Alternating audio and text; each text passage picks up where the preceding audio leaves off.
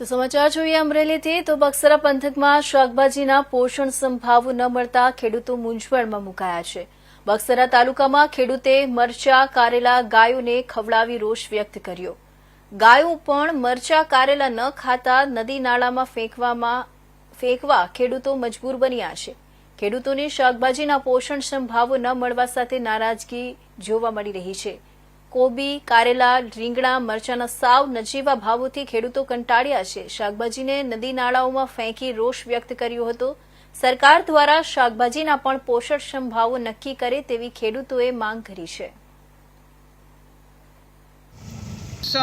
ભાવ પૂરો મળતો તમારું નામ શું? રમેશભાઈ। શું પ્રશ્ન શું હતો?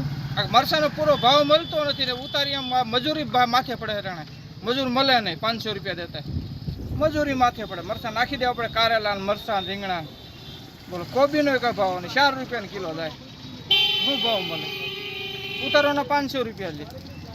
શેનું વાવેતર કર્યું હતું? કોબી મરચી ને આપણે કારેલા ભાવ 3 વાવેતર કર્યા છે કાંઈ મળતું નથી ભાવ શું કરવું જો નાખી દઈએ આપણે મરચાં ઠેરીઓ નાખી દો એના મરચાં તો મુઠ્ઠી ફાટે એવા નાખી દેવા પડે 4 રૂપિયા કિલો કોઈ લેતું નથી હોય સરકારને વિનંતી કરી કે આ બધું ભાવ આપવો પોષણ ભાવ આમાં કાંઈ મળતું નથી।